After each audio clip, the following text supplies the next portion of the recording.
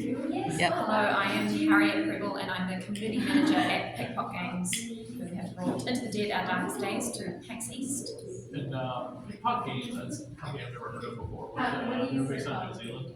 They are based out of New Zealand, yeah, so we are New Zealand's oldest and largest video game company. Oh, wow. And we have a studio in Wellington, New Zealand, which is the capital, and we've also recently had a studio in Medellin, Colombia. What is the name of the platform?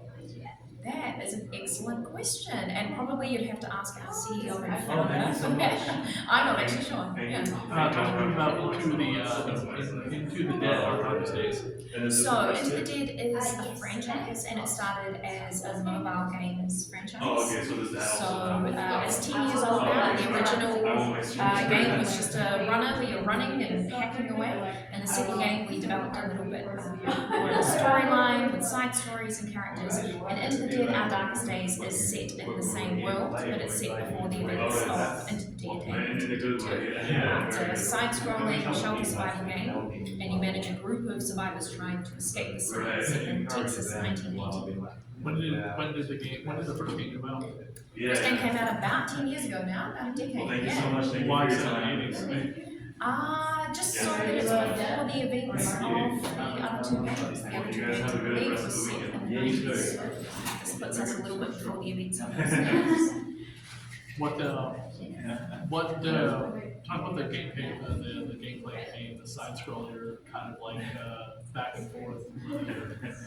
Or it's not a platformer, but it's definitely on you can only go like one way.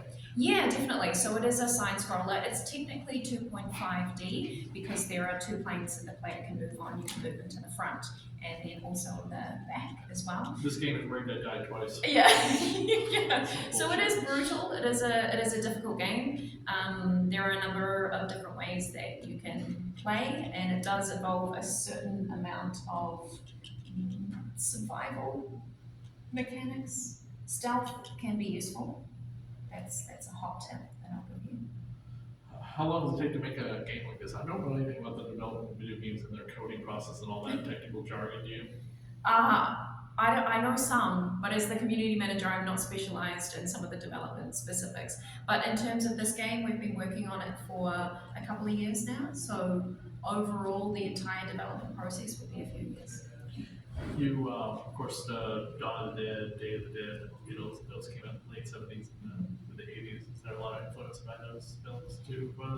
I would say rather than specific influence from zombie films, it's more influence of general cinema. I think some of the aesthetic that we're taking from is more horror films in general and horror soundtracks in general as well. So the audio and the escapism, the cinematic escapism is important. Yeah. Talk a little bit about some of the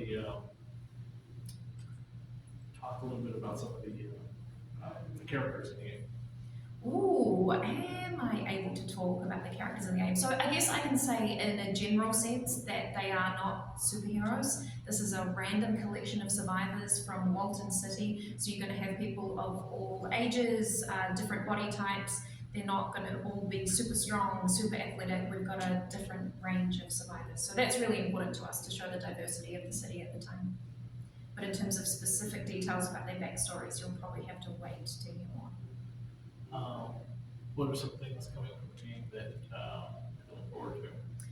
I would say the thing that people most look forward to when they play this initial demo are the firearms. So everyone loves to be able to shoot a zombie in the face. I think crafting as well, upgrading your shelters, moving from shelter to shelter, and definitely long-term gameplay. So today you're experiencing the kind of scavenging hour by hour, and later on this year we'll be working on development plans, so how you can get your survivor out of the city.